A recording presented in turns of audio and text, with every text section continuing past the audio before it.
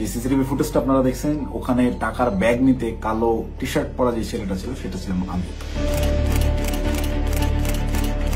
ওয়েস্টিনের নিচে সাদা CF motor বাইকে হেলমেট লাগানো অবস্থায় আমার সাথে কথা বলতেছিলেন একজন উপদেষ্টা। সেই উপদেষ্টা ছিলেন আসিফ মাহমুদ সজীব ভুইয়া। মোহাম্মদপুর থানার মতো একটা ছোট্ট একটা থানার একটা বৈষম্যবিরোধী ছাত্র আন্দোলনের আর সেই ছেলেপেলে মব ক্রিয়েট করতে গিয়ে ধানমন্ডি থানা ধরা খাইলো, তাদেরকে ছাড়ে আনলো কি? আব্দুর রহমান মাসুদের মতো এত বড় ফিগার, এই ইন্টারন্যাশনাল নেতা ওই রকম লোকজনদেরকে ছাড়াইতে থানায় যায় কেন যায়? খোঁজ করেন, চোখের সামনে দেখতে পাচ্ছেন কারা কারা ধনী হয়ে গেছে, কিভাবে রাতারাতি ফকির গুলা কোটিপতি হয়েছে, এটা ওপেন সিক্রেট। এবং এদের এইসব টাকা পয়সা আসছে থেকে এইভাবেই।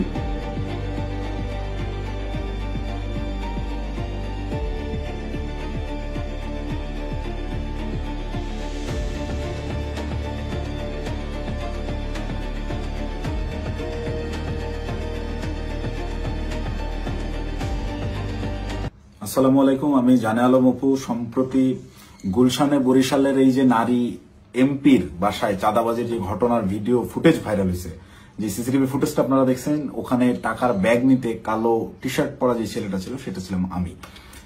আপনারা এই একটি সিসিটিভি ফুটেজের মাধ্যমেই দেখেছেন যে বৈষম্যবিরোধী ছাত্র আন্দোলনের সমন্বয়করা চাঁদাবাজিতে জড়িত। আপনাদের যে সমন্বয়করা গত বছর আন্দোলনে আপনাদের কাছে মহানায়ক ছিল, তারা হয়ে গেল চাঁদাবাজ। কিন্তু আমার কিছু প্রশ্ন আছে। আপনারা কি জানেন যে এই যে টাকা নেওয়ার যে ফুটেজটা, এটা সকাল 9টা থেকে 10টার ভিতরকার সময়ের মধ্যে, তার ঠিক কয়েক ঘন্টা আগে ভোর 5টার সময় ওই জোনের ডিসি ওসি সবাইকে অবগত করে একদম অফিসিয়াল প্রসেসে আইনিভাবে আইন শৃঙ্খলা বাহিনী অর্থাৎ পুলিশ বাহিনীকে সাথে করে নিয়ে স্বামীর সেই বাসায় আমরা অভিযান চালাই। আপনারা কি জানেন সেই অভিযানে যাওয়ার আগে গুলশানেরই কোনো একটা জায়গায় আমার সাথে উপদেষ্টা আসিফ মাহমুদের কথা হয়? কই নিউজ মিডিয়ায় এত কিছু আসলো, এই 2 মিনিটের সিসিটিভি ফুটেজটাই কেন? আগের রাতের গোটা অভিযানের বিষয়টাকে একদম স্রেফ ধামাচাপা দেওয়া হলো কেন? ভোরবেলার সেই পুলিশ সাথে করে নিয়ে যে অভিযান চালানো হয়, 5টা থেকে 6টা পর্যন্ত টানা 1 ঘন্টা শাম্মী আহমেদের বাসায় অভিযান চলে। আইন শৃঙ্খলা বাহিনী সহ গোটা বাসা তন্ন তন্ন করে খোঁজা হয়, কোথাও শাম্মীকে পাওয়া যায় না। কিন্তু বাসা অভিযান চলাকালীন সময়ে প্রত্যেকটা জায়গায় আমরা বুঝতে পারছিলাম এখানে শাম্মী ছিল। তার ব্যবহৃত জিনিসপত্র, বেডের পাশে তার ফোন, তার হেডফোন, তার জুতা, এভরিথিং, তার ভ্যানিটি ব্যাগ, সবকিছু একদম স্পষ্ট বোঝা যাচ্ছিল শাম্মী এই জায়গায় ছিল। সামহাও ইনফরমেশন লিক হয়ে গেছে, সে চলে গেছে। তো যেই 2.5 মিনিটের সিসিটিভি ফুটেজ ভাইরাল করে আমাদেরকে রাতারাতি হিরো থেকে একদম ভিলেন বানানো হলো, যারা এই কাজটা করলো তাদের কাছে আমার অনুরোধ থাকবে এবং চ্যালেঞ্জ করব আমি, যদি সৎ সাহস থাকে আগের রাতের সিসিটিভি ফুটেজটা আপনারা ফাঁস করেন, দেখি কে ফোন করছে, কার কলে, কিভাবে শাম্মীর বাসা থেকে বেরোইছে, এবং আইন শৃঙ্খলা বাহিনীর সাথে আমরা যে অভিযানে গেলাম সেখানে আমাদের ভিতর কি কি কথা হয়েছে। আমরা চাঁদাবাজ কিভাবে হলাম? চাঁদাবাজি তো করি নাই। আমাদেরকে পরের দিন সকালবেলা এটা যোগাযোগ রিয়াদের সাথে করছে, রিয়াদের সাথে যোগাযোগ করে রিয়াদকে ডেকে পাঠাইছে তারা। রিয়াদ আমাকে ফোন দেয়, ফোন দিয়ে ডেকে নেয় যে ভাই ওই বাসায় একটু আসতে হবে। তো সে আমাকে প্রাথমিকভাবে জানায় যে শাম্মী যায় নাই, এটা এখনো আমাদের কাছে তথ্য আছে, আমি বাসায় নজরদারি করতেছি, আপনি তাড়াতাড়ি আসেন। আমি ইমার্জেন্সি যাই। যাওয়ার পরে রিয়াদ আমাকে নিয়ে ভিতরে যায় এবং বলে যে ভাই উপর থেকে ডেকে পাঠাইছে বলার পর আমরা ওকে তাহলে চল। আবার যাওয়ার আগে একটু আটকাইলাম যে অন্যরা আসুক। পরে বেশ কয়েকজনকে ফোন দিল রিয়াদ, দিয়ে বলে যে ভাই সবাই ঘুমিয়ে গেছে, কেউ আসতেছে না। তো অগত্যা আমি ওর সাথেই গেলাম। সিঁড়িতে রিয়াদ আমাকে টাচ দেয় যে ভাই ওরা কিছু টাকা পয়সার কথা বলছে, পোলাপানরা চাপানি খেতে টাকা পয়সা দিবে। তা আমি স্বাভাবিকভাবেই মাইন্ডসেট করে নিছি, আমরা রাতে যে কজন আসছিল আর পুলিশ সব মিলে সর্বোচ্চ 40 জন হবে। তো পুলিশদেরকে বাদ দিলে এটা 15-20 জন বা 30 জন সর্বোচ্চ। এই কতই বা দিবে, 50,000 1 লাখ টাকা হয়তো বা দিবে। এইটা একদম নর্মাল থট থেকে ভাবছি। এই ভেবেই আমি ওর সাথে ভিতরে যাই। ও আমাকে বলে দিছে যে আমি বলছি যে আমি ভাই এগুলা আমার মন সাইদের, আমি কথাবার্তা বলতে পারি না। বলে আপনার কথা বলতে হবে না, আপনি রাতে খুব ভালো রোল প্লে করছেন, আপনারা ওরা ভয় পাবে। আপনি যেভাবে সব জায়গায় খোঁজাখুঁজি করছেন, চিল্লাচিল্লি করছেন, আপনারা ওরা ভয় পাবে। আপনার ফেসটা খালি দরকার, আপনি খালি আমার সাথে তাল মেলাবেন, বাকিটা আমি দেখবো।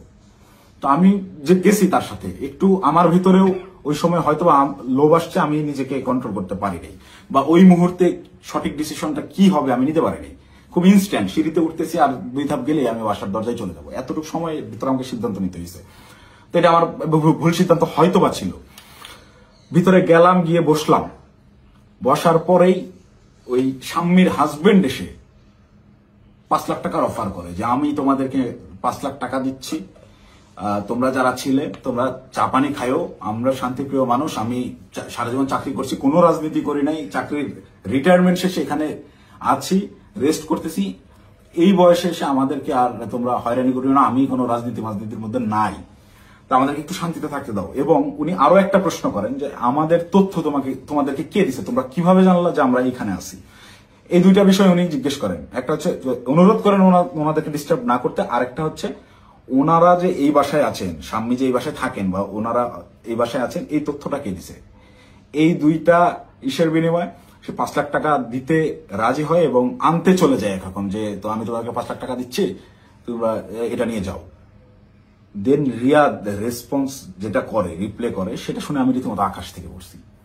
ও একরকম ঝাড়ি মেরেই বলে আমি চ্যালেঞ্জ করতেছি, এই আমরা যতক্ষণ ছিলাম গোটা সময়ের ওই প্রায় আমরা 15 থেকে 20 মিনিট ছিলাম, গোটা টাইমের সিসিটিভি ফুটেজ তারা ফাঁস করুক। আমার এই ভিডিও যে সাংবাদিক ভাইরা দেখবেন, আপনারা ওই বিল্ডিং আবার যান, বিবিসির সাংবাদিকরা তো আগের বার বেশ কয়েকটা ফুটেজ বের করছেন সিঁড়ি দিয়ে ওঠা নামার, আপনারা কেন সাউন্ড দেন নাই আমি জানি না। আপনারা এইবার যদি যান গোটা ফুটেজটা ফাঁস করেন, এটা আমার অনুরোধ থাকবে। তাহলে ভাই আমি একটু বাঁচি। আমাকে যেভাবে আপনার এই চাঁদাবাজ হিসেবে পরিচয় করাইলেন, ডেকে নিয়ে ভাই টাকার ব্যাগ হাতে ধরাই দিছে, চাঁদাবাজি করতে যাই নাই, জীবনে চাঁদাবাজির কোনো রেকর্ড নেই, খোঁজ নিয়ে দেখেন, গোয়েন্দা লাগান, এভরিথিং। 1 টাকার অবৈধ সম্পদ কোথাও অর্জন করছে কিনা চ্যালেঞ্জ করবো, কেউ বের করতে পারবে না। এবং সর্বোচ্চ চেষ্টা করতেছে বর্তমান এই রাষ্ট্রযন্ত্র, সর্বোচ্চ চেষ্টা করতেছে আমাকে ভিলেন বানানোর। আমার বিরুদ্ধে কোনো এভিডেন্স পাচ্ছে না, এরকম কোনো কাজে আমি কখনোই ছিলাম না, আমাকে ডেকে নিয়ে জাস্ট ইউজ করা হয়েছে। যাই হোক, ওই প্রসঙ্গে আপাতত না যাই, ঘটনায় ফিরি। এখানে রিয়াদ রিপ্লেতে বলল যে কিসের 5 লাখ, 1 কোটির নিচে কথাই হবে না, আপনাদের মানিজ্য সব বাঁচাই দিলাম, আত্মীয় স্বজনের কাছে কালার খাইতে হইল না, জেল খাটতে হইল না, কোনো কিছু করতে হইল না। আমি ভাই রীতিমতো 1 কোটি টাকার কথা শুনে হয়েছি যতটা, তার চাইতেও বেশি হয়েছি। অকপটে বলতেছে যে আপনাদেরকে জেল খাটা লাগলো না, কিছু না, আত্মীয় স্বজনের কাছে মানহানি হলো না, মিডিয়া হইলো না, কোনো কিছু হইল না, এটার বিনিময়ে শুধু 5 লাখ। তখন একরকম মাথা ধরে উঠছে আমার যে এইটা কি তাহলে প্ল্যান ছিল। আমি ওই তখন থেকেই রাতে বিভিন্ন ক্লু পাচ্ছিলাম যে স্বামী বাসায় ছিল, তখন আমার মাথায় খেলেছে এটা কি আসলে প্ল্যান ছিল। তাহলে কি প্ল্যান করে স্বামীকে এরা সেফ এক্সিট দিছে এবং সেফ এক্সিট দেওয়ার বিনিময়ে এখানে কোটি টাকা নিতে আসছে। মাথায় যখন প্রশ্নটা ঘুরপাক খায়, আমি ওখান থেকে একটু উঠে চলে যাই যে আমি এইসব টাকা পয়সার ডিলিং আমি থাকবো না। তখন আবার আমার মাথায় এইটা খেলে যে আমি তো রিয়াদের সাথে আসছি, রিয়াদ আমার সহযোদ্ধা, সে আমার পূর্ব পরিচিত, তাকে এখানে একা রেখে আমি কিভাবে চলে যাই একটা আওয়ামী লীগের এমপির বাসায়, একে তো গুম করে দিতে পারে বা এর যে কোনো বিপদ হতে পারে। ওর সেফটির কথা চিন্তা করে ওকে আমি একা রেখে চলে গেলে ওর বিপদ হতে পারে, এই চিন্তা করে আমি আবার ব্যাক আসি না। যাই হয় হোক, আমাকে রিয়াদকে নিয়ে যেতে হবে, অ্যাডিনাও রিয়াদকে আমাকে তাড়াতাড়ি এখান থেকে বের করতে হবে। তো ওই ওদের কথা, ওরা বার্গেনিং চালাতেই আছে। ওটা 1 কোটি থেকে 50 লাখে নামে, 50 লাখের থেকে ওই 50-50 করবে, 25 এখন নেবে, 25 করে বিভিন্ন রকম বার্গেনিং করতে থাকে। গোটা সিসিটিভি ফুটেজ দিলেই আপনারা দেখতে পাবেন। তো আমি যত ফাস্ট করা যায় এখান থেকে বের হইতে পারলে পারছি। তো আমি রিয়াদকে বারবার কানে কানে বলতেছি তুই এরকম পাগলামি করিস না, তুই থাম। রিয়াদ আমাকে বারবারই বলে আপনি চুপ থাকেন, দেখেন আমি কি করি, আপনি চুপ থাকেন, আমি দেখেন কি করি। তো আমি সাহস আর পাচ্ছিলাম না। উনি একটা সময় করলেন কি, পাশের রুমে গেলেন, পাশের রুমে গিয়ে কাউকে একটা ফোন দিলেন, সর্বোচ্চ 30 সেকেন্ড বা 1 মিনিট পরে একটা লোক আসলেন, এসে বেল চাপলেন, দরজা খুলতেই বাইরে থেকে একটা টাকার ব্যাগ দিল, টাকার ব্যাগটা নিয়ে গেটটা লাগাই দিলেন। ওই টাকার ব্যাগটা সোজা এনে আমার পাশে উনি রাখলেন, আমার পাশে ছোট একটা টেবিল ছিল, রাখতেই এই পাশ থেকে রিয়াদ আমাকে বলতেছে আপনার তো কাঁধে ব্যাগ আছেই, তাহলে ওটা ব্যাগে ভরে ফেলেন। তো আমি, আমার ব্যাগের ভিতরে খাবার ছিল, আমি সারা রাত ধরে জেগেছিলাম, এখানে অভিযান চালিয়ে বাসায় যাচ্ছিলাম, খাওয়া দাওয়া করিনি, সকালে খাওয়ার জন্য খাবার কিনছি, খাবারটাও খাইতে পারিনি। এই খাবারটা বের করে রেখে টাকাটা ব্যাগে বললাম ভরে, আমি রিয়াদকে বলতেছি চল উঠি। রিয়াদ তখন নতুন আবার কাহিনী শুরু করলো যে না, এই 10 লাখ টাকা নিয়ে যাওয়া যাবে না। সে তখন বিভিন্ন ইনে বিনে আরো টাকা দেন, আপনি টাকা লাগলে ম্যানেজ করেন, সে টাকা ছাড়া উঠবেই না। তাকে একরকম অনুরোধ করে আমি এই জায়গা থেকে তুললি যে ভাই তুই আর ঝামেলা বাড়াইস না, তুই চল, আর তুই যদি বেশি ঝামেলা করিস তাহলে আমি এই টাকার ব্যাগও ফেলাই আমি চলে যাই, তুই একা হ্যান্ডেল করবি। কারণ এখানে টাকা পয়সা এরকম তুই কোটি টাকা নিবি এটা আমাকে বললাম অবস্থা। এটা যদিও আমি বাইরে এসে বলছি লাস্টের লাইনটা। রিয়াদও দেখি আমি যখন বলছি আমি চলে যাবো তোকে ফেলে, তখন রিয়াদ একটু ভয় পেয়েছে এবং রিয়াদ আমার পিছে পিছে চলে আসে। তো বাইরে আসার পরে রিয়াদ আমার সাথে একরকম প্রচন্ড রাগারাগি শুরু করে যে ধরেন আপনি কি পাগল নাকি, আপনার জন্য হইলো না, আপনি মাত্র 10 লাখ টাকা নিয়ে চলে আসলেন কেন? আমি ওরে উল্টা ঝাড়ি মারতেছি, বাট তুই পাগল নাকি? একটা মানুষের বাসায় গিয়ে ওখানে ক্যামেরা আছে, এই আছে, সবকিছু আছে, একটা মানুষের বাসায় মানুষ কি কোটি টাকা ঘরে রাখে, তুই একজন মানুষের বাসায় গিয়ে আন্দাজে বলতেছিস আমাকে 1 কোটি টাকা দিতে হবে? লোক বলতেছে টাকা নাই, তুই বলছিস ম্যানেজ করে এনে দেন। এটা তো পাগলামি ছাড়া কিছুই না। তুই কি অন্ধ হয়ে গেছিস? তোর কি বিবেক বুদ্ধি নাই হয়ে গেছে টাকার লোভে? ভাই ভাই তো আমার 1 কোটির কথাই বলে দিছে। আমি মানে প্রশ্ন যে করব কোন ভাই, এটা প্রশ্ন করার আগে দেখি রিয়াদের চোখ মুখ শুকায় গেছে। মানে সেও আতঙ্কিত, তাকে 1 কোটির কথা বলে দেওয়া হয়েছে। এই 1 কোটি কেন আনা হইলো না, বা আমি যে বাধাগ্রস্ত করছি আমার জন্য সে 1 কোটি আনতে পারলো না, এটার জন্য সে আমার উপরে বিরক্ত এবং সে নিজেও নার্ভাস। রিয়াদের চোখে মুখেও দেখি চিন্তার ছাপ। পরে আমি বললাম, কোন ভাই, কখন বললো তোরে? তুই কার সাথে কথা বলছিস আমি যাওয়ার পরে? বলছে রাতে কোন ভাই আসছিল দেখেন নাই? তখন আমি 30 সেকেন্ডের মতো চুপ করে থাকি, ভাবতে থাকি। যখন রাতে কোন ভাই আসছিল এইটার সমীকরণটা আমার মাথায় মেলে এবং রিয়াদকে আমি বলি যে ভাইয়ের সাথে কথা বলে আসলাম তুই কি সেই ভাইয়ের কথা বলতেছিস? রিয়াদ বলে হ্যাঁ। কয় আপনি বুঝতেছেন না ওখানে ক্যামেরা আছে, সবকিছু আছে, সবকিছুর সামনে আমি 1 কোটি টাকার সাহস করতেছি, এটা কি এমনি? তখন আমার কাছে একটু হলেও বিশ্বাসযোগ্য মনে হচ্ছে না আসলে এইটুকু একটা ছেলে ও 1 কোটি টাকা চেয়ে ফেলছে, ক্যামেরা আছে এটা জেনে সহ ও জানে। কিন্তু এই বাসায় আমরা 3-4 ঘন্টা আগেও পুলিশ সহ অভিযান চালিয়ে গেছি, বাসার কোথায় কি আছে সব জানা। ও খুব ভালো মতো জানে এখানে সিসিটিভি ক্যামেরা আছে, সব রেকর্ড হচ্ছে। তারপর ও বিন্দু পরিমাণ ভয় ছাড়া ও অকপটে 1 কোটি টাকা চেয়ে ফেলছে। তাহলে অবশ্যই ওর কথার কিছুটা হইলেও সত্যতা আছে, ওর পেছনে ওই রকম ব্যাকআপ আছে। তো আমি একরকম মন খারাপ করে চলে যাচ্ছে, আমার মাথায় কিছু কাজ করতেছে না। তো রিয়াদ আমাকে জোর করে টেনে রিক্সায় তুলে ওই টাকার ব্যাগ সহ ঢাকার বিভিন্ন জায়গায় ঘোরাঘুরি করতে গেছে। আমাকে বিভিন্নভাবে কনভিন্স করতে থাকে, ভাই উনি তো বলছে। আমি নেমে আসার পরেও রিয়াদ গেটে ছিল, ওদের সাথে বার্গেনিং করে আসছে, 2 দিন সময় দিয়ে আসছে যে 2 দিন পর আমরা আবার আসবো, এটা বলে আসছে। তো আমাকে বলতেছে ভাই ওনাকে 2 দিন সময় দিয়ে আসছি, 2 দিন পরে কিন্তু আসতে হবে, আমাদেরকে টাকা তুলতে হবে। আমি ওর কথা বাড়াইলাম না, বললাম দেখা যাবে। আমি খালি চাচ্ছিলাম এখান থেকে আমি কাটতে পারলে পারছি, আমি কিসের মধ্যে পড়ে গেছি। এইভাবে রিয়াদ চলে গেল ওখান থেকে ওই ওর বাসার দিকে। খুব সম্ভবত এটা মধ্যবাড্ডা বৈঠাখালী নামের একটা জায়গায় যাবে, সেই জন্য একটা সিএনজি নিল এবং আমাকে ছেড়ে দিল। আমি আমার মতো চলে গেলাম এবং যাওয়ার সময় আমি ওকে জিজ্ঞেস করলাম তুই টাকাগুলা কি করবি?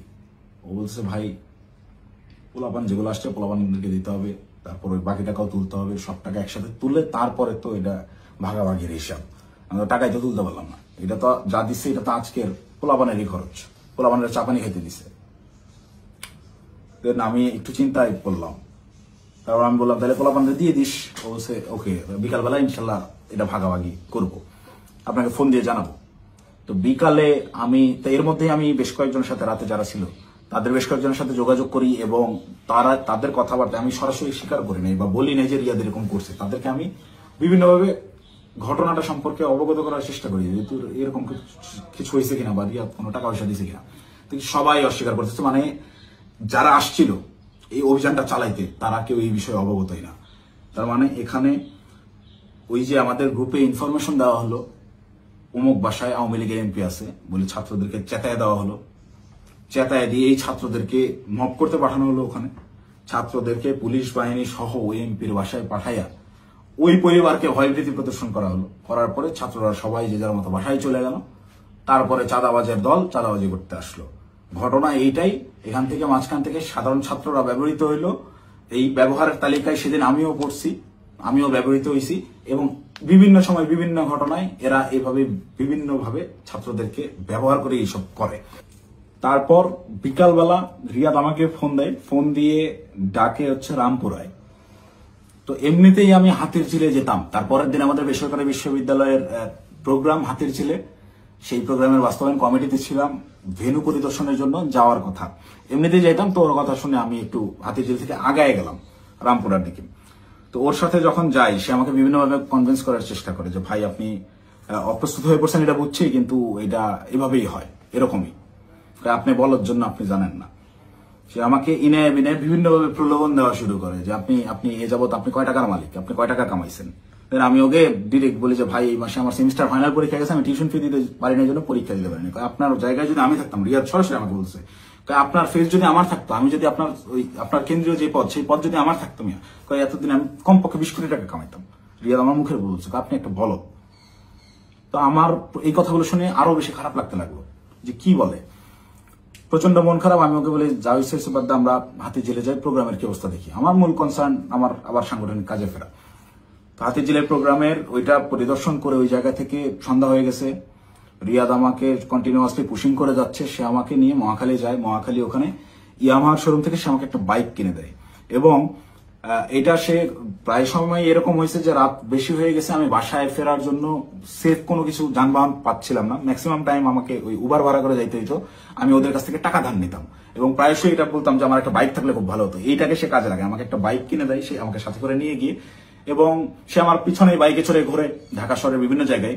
এবং পরবর্তীতে পরের দিন অনুষ্ঠানটা শেষ হয় কোনো মতে, 18 তারিখের প্রোগ্রামটা শেষ হওয়ার পরেই সে রাত্রেবেলা আমাকে ফোন দেয় যে ভাই 2 দিন তো হয়ে গেল, আমাদেরকে ওই বাকি 40 লাখ টাকা আনতে যাইতে হবে। এটা তো 1 কোটি নেওয়া যেত, আপনি খালি পাকনামি করে 50 লাখ নামালেন। তখন তো আমি অস্বীকার করি, না ভাই আমি এইসব কাজে আর যাবো না। দেন আমাকে ডিরেক্ট ব্ল্যাকমেল, আপনি ওই টাকা দিয়ে বাইক কিনছেন, আপনার ফুটেজ আছে তো, আপনি বাইক কিনছেন, শোরুমে ডকুমেন্টস আছে, আপনি তো এটার পার্ট, আপনি তো টাকা ভোগ করছেন, আপনাকে তো যাইতেই হবে। তখন আমার মাথা রীতিমতো কাজ করা বন্ধ করে দিচ্ছে যে আমি তো পুরো ট্র্যাপে ফেসে গেছি। আই হাই, বাইকটাই আমি কেন নিলাম, আমার ভোটার আইডি কার্ডটাই ওখানে আমি কেন দিলাম, আর এই হারামজাদার টাকা আমি গেলামই বা কেন? প্রচন্ড রকম আফসোস শুরু হলাম, আমি এই কিসের মধ্যে পড়লাম এরকম ভাবতে হবে। সারা রাত আমার ঘুম হয় নাই। আমার ফেসবুকে গেলে এখনো ওই দিন আমার দেওয়া যে স্ট্যাটাসটা, আমি প্রচন্ড মেন্টাল ট্রমায় আছি। তার আগের রাত সারা রাত ধরে গত বছর জুলাইয়ের সেই আন্দোলনের স্মৃতিগুলা, এই আমার ভাইদের রক্তাক্ত সেই দেহগুলা, এই গুলি চালানোর দৃশ্যগুলো সবকিছু আমার চোখের সামনে ভাসতে থাকে। আমার ভাই সারা রাত ঘুমায় নাই যে কি করলাম, কি হচ্ছে, কি এটা কি।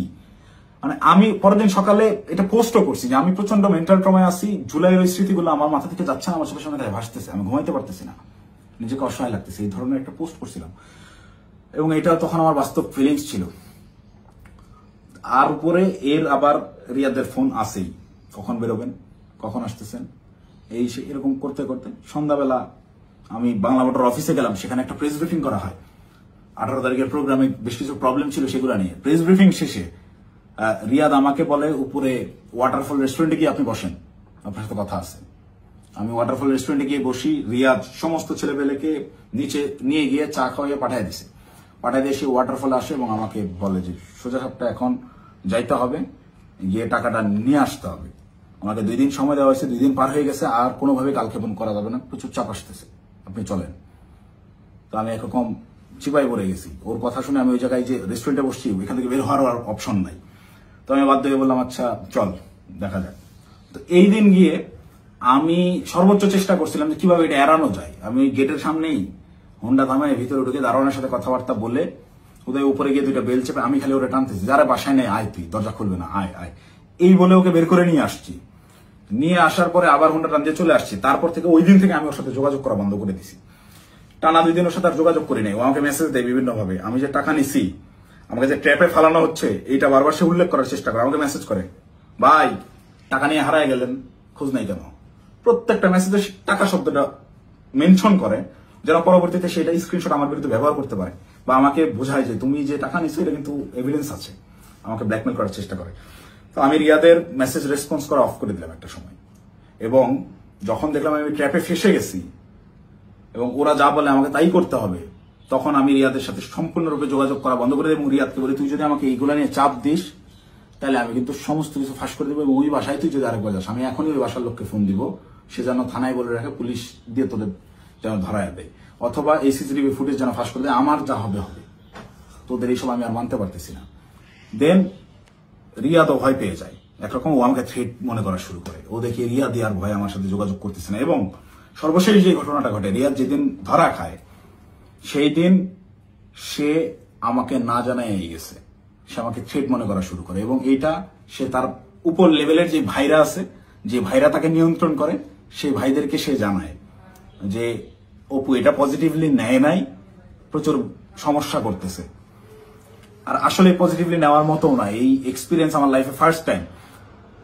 তো রিয়াদ ওই দিন যে গেল আমাকে সম্পূর্ণরূপে না জানায়, এবং আমার কোনো আগ্রহ ছিল না, আমি ওইটাতে যাইও নাই, এবং আমি যাব না জন্যই, ওদের এই ট্র্যাপে আমি আর ইউজ হব না জন্য প্রচন্ড রাগে ক্ষোভে আমি একরকম ওই ফোন টোন সব অফ করে একটু সাইলেন্ট হয়ে যাই, যে আমাকে যেন না পায়। আমার ভালোই লাগতেছে না, আমার বিবেকের তাড়নায় আমার মন চাচ্ছিল আত্মহত্যা করি।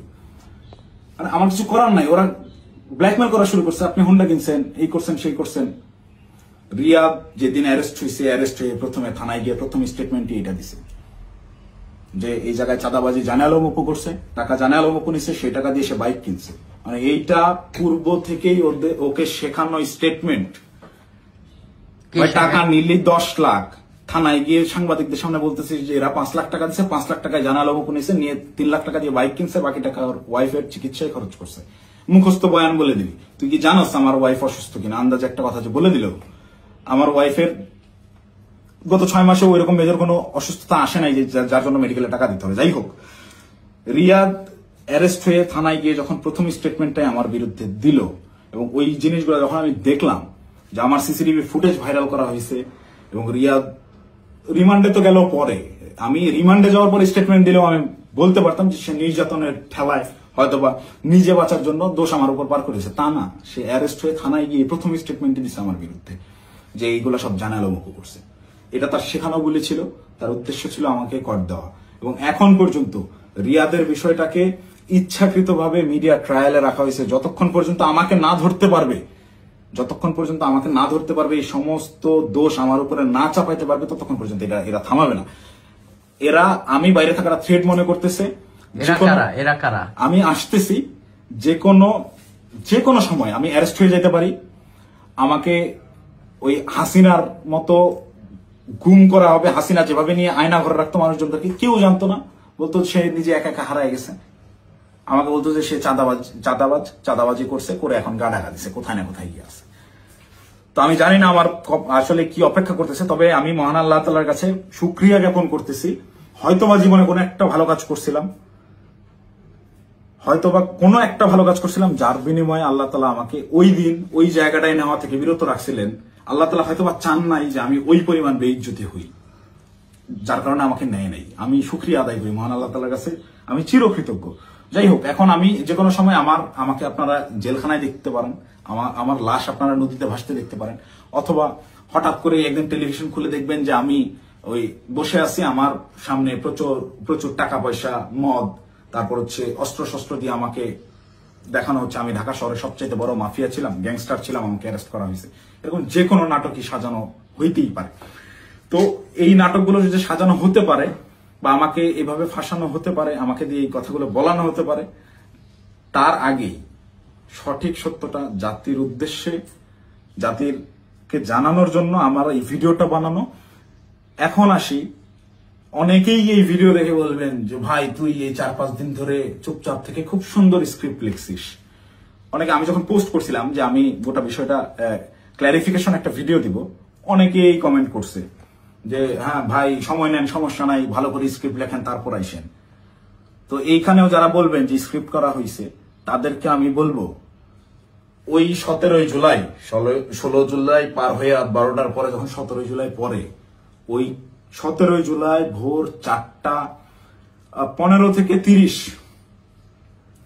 এই 15 মিনিট সময়, কিংবা 4:10 থেকে 4:30 এই 20 মিনিট, বা আমি যদি আরো 10 মিনিট বাড়াই, 4:10 থেকে 4:40 পর্যন্ত 30 মিনিট আমি বললাম, এই 30 মিনিটের ওই যে গুলশান 2 মোড় পার হয়ে যেই 5 স্টার হোটেলটা, ওয়েস্টিন ইন্টারন্যাশনাল যে হোটেলটা, এই ওয়েস্টিনের নিচে সাদা সিএফ মোটো বাইকে হেলমেট লাগানো অবস্থায় আমার সাথে কথা বলতেছিলেন একজন উপদেষ্টা। সেই উপদেষ্টা ছিলেন আসিফ মাহমুদ সজীব ভুইয়া।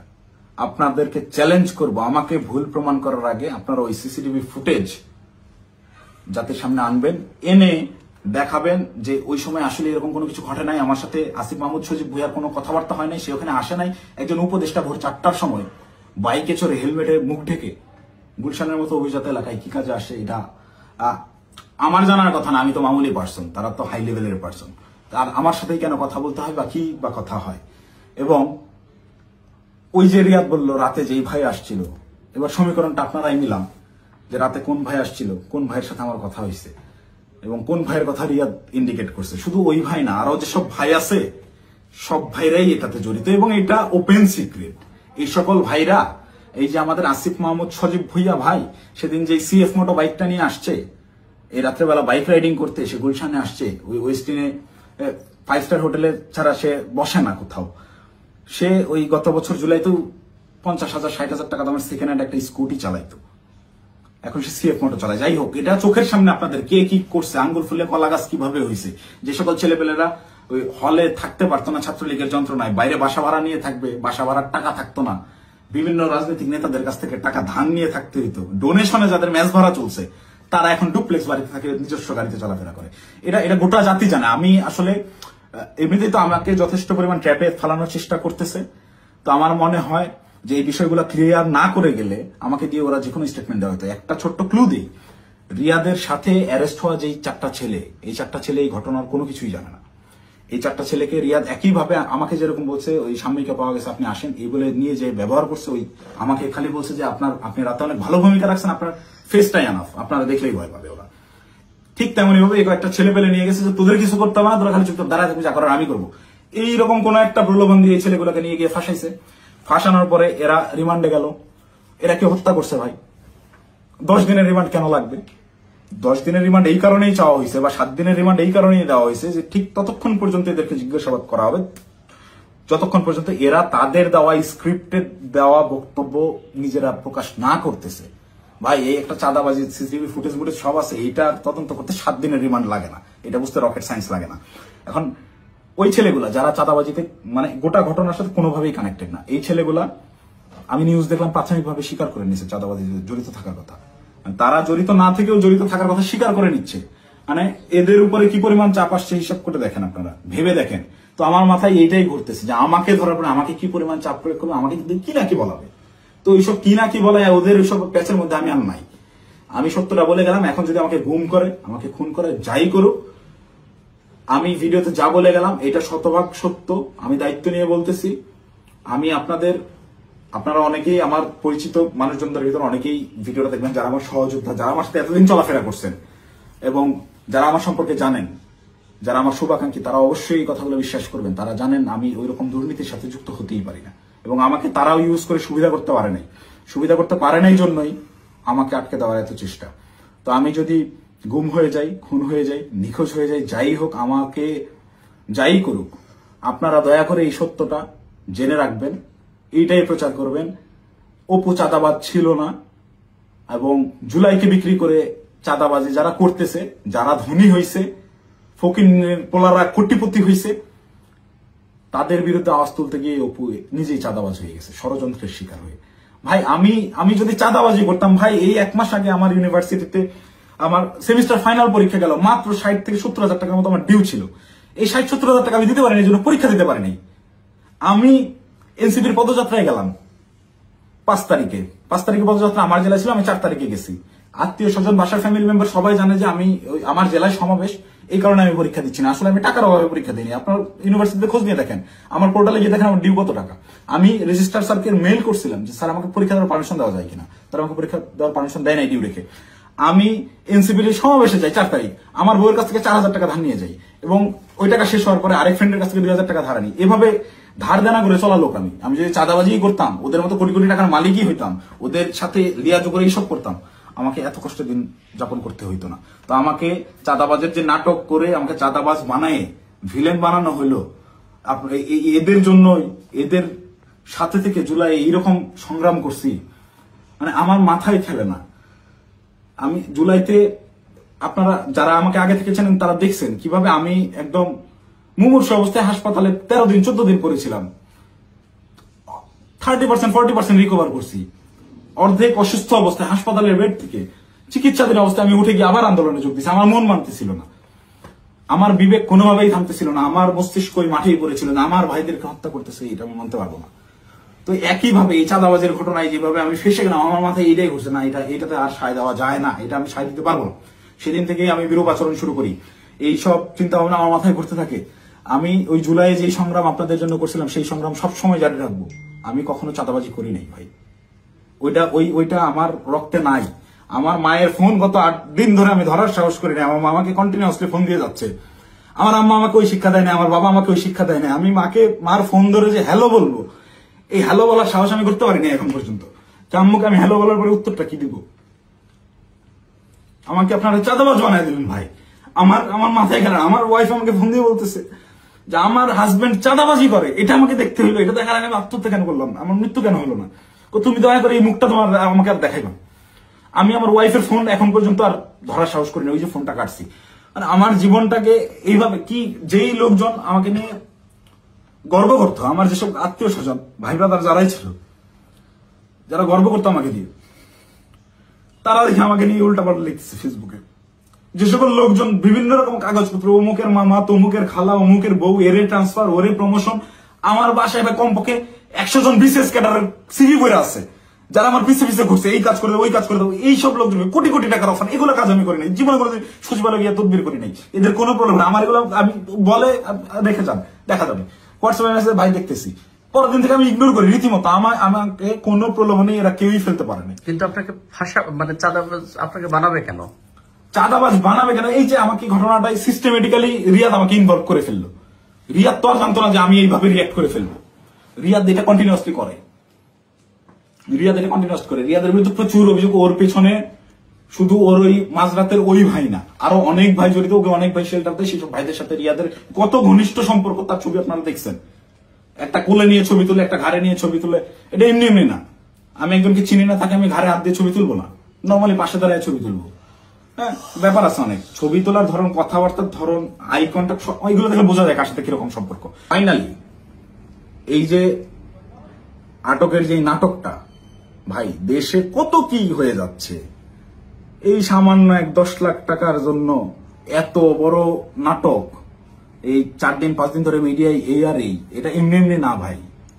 এখানে পেছনে রাঘব বোয়ালদেরকে ঢাকার জন্য এই চুনোপুটিদেরকে বলির পাঠা বানানো হয়েছে। এদেরকে আমি হলপ করে বলতে পারি, আমি যতদিন অ্যারেস্ট না হচ্ছি, এই ঘটনায় আমার উপর দোষ চাপানো না হবে, ততক্ষণ পর্যন্ত মিডিয়ার ট্রায়াল থামবে না। যদি আমি এই ভিডিওটা না দিতাম, আমাকে ধরে নিয়ে ভিলেন হিসাবে বানাই দিয়ে গোটা ঘটনা ধামাচাপা দিয়ে দিত। বাট সামহাউ আল্লাহ চাইছেন আমি ওই দিন ওখানে যাই নাই। এবং আমি না যাওয়ার কারণটাও এই সত্যটা জেনে যাওয়া। আমি যখন এই সত্যটা জানছি, তখন থেকেই আমার বিবেকের তাড়নায় আমি একরকম আমার মাথা পাগল হয়ে গেছিল। একবার আমার আত্মহত্যার সিদ্ধান্ত নিচ্ছিলাম, একবার কি করবো ভেবে পাচ্ছিলাম যে আমি কোথায় এসে পড়লাম। এখন এরা আমাদেরকে দিয়ে, এরা আমাদের ছাত্রদেরকে ইউজ করে এইভাবে মব ক্রিয়েট করে চাঁদাবাজি করতেছে। আরে ভাই, এই ছাত্রদের রক্তের উপরে যারা এরা উপদেষ্টা হয়েছে, মানে নর্মাল থিঙ্কিং করেন। আপনি যখন এটা ভাববেন, আপনি ওই দিনগুলো যখন স্মরণ করবেন, আপনার চোখের সামনে একজন গুলি গেছে, রাস্তায় রক্ত পড়ে আছে, রক্তটা আপনার চোখের সামনে ভাসতেছে। এই রক্তের উপর দাঁড়ায় থাকা একজন লোক যখন এই রক্ত যারা ঝরাইছে সেই সকল ছাত্রদেরকেই আবারও ইউজ করে স্বার্থ হাসিল করতেছে। আমি তো মিথ্যা কথা বলতেছি না। খোঁজ করেন, চোখের সামনে দেখতে পাচ্ছেন কারা কারা ধনী হয়ে গেছে, কিভাবে রাতারাতি ফকির নির্বলা কোটিপতি হয়েছে। এটা ওপেন সিক্রেট। এবং এদের এইসব টাকা পয়সা আসছে থেকে এইভাবেই প্রত্যেকটা গ্রুপ। এই যে মোহাম্মদপুর থানায় আহ্বায়কে গ্রেফতার হইল, মোহাম্মদপুর থানার মতো একটা ছোট্ট একটা থানার একটা বৈষম্যবিরোধী ছাত্র আন্দোলনের আহ্বায়ক, যে ভোলা থেকে উঠে আসছে একটা ছেলে, সবাই মাত্র পলিটেকনিক পাশ করে আসছে, অনার্সে ভর্তি হয়েছে, বিএসসি করতে ভর্তি হয়েছে। এই ছেলে ঢাকা ইউনিভার্সিটিতে পড়ুয়া স্টুডেন্টের কাছে 1 কোটি টাকা চাঁদা চাচ্ছে। আর সেই ছেলে পেলে মব ক্রিয়েট করতে গিয়ে ধানমন্ডি থানা ধরা খাইলো, তাদেরকে ছাড়া আনলো গিয়ে। আব্দুল হান্নান মাসুদের মতো এত বড় ফিগার। আব্দুল হান্নান মাসুদ তো এখন ইন্টারন্যাশনাল নেতা হয়ে গেছে। সে একটা সেদিন একটু ইসে দেখলাম, সে বলছে আমাকে দেশের সবাই চিনে, ইন্টারন্যাশনাল নেতারাও চিনে। সে ইন্টারন্যাশনাল নেতা হয়ে গেছে। এই ইন্টারন্যাশনাল নেতা ওই রকম লোকজনদেরকে ছাড়াইতে থানায় যায়। কেন যায়? ওই রাব্বি নাম ছিল ছেলেটার, মোহাম্মদপুরের রাব্বি। ওই রাব্বি যদি কট খায় ওই জায়গায়, আব্দুল হান্নান মাসুদের নামটা ফ্যাশ হয়ে যায়। অ্যাড এনি হাও আব্দুল হান্নান মাসুদকে, ওই রাব্বিকে সেভ করতেই হবে, কিচ্ছু করার নাই। সে মিডিয়ার সামনে ওই জায়গায় তোপের মুখে পড়ছে হান্নান মাসুদ, তাও রাব্বিকে ছেড়ে আসে নাই। পুলিশের সাথে নেগোসিয়েশন করে নিয়েই আসছে রাব্বিকে তার ছাড়বে না। কিন্তু এই ঘটনাটাই আমি তো ধরা ছোঁয়ার বাইরে ছিলাম। রিয়াদকে তারা সেভ দিলেও আমি তো বাইরে ছিলাম, যে কোনো মুহূর্তে ফাঁস করতে পারি। এই ভয়ের জায়গা থেকে রিয়াদকেও আর বাঁচায় নাই যে দুইটাকেই আটকাইতে হবে। আমাকে ধরার জন্য সর্বোচ্চ চেষ্টা করতেছে। আমি কতক্ষণ বাইরে থাকবো, কতক্ষণ টিকে থাকবো আমি জানি না। যে কোনো সময় আমার যে কোনো কিছু হয়ে যেতে পারে।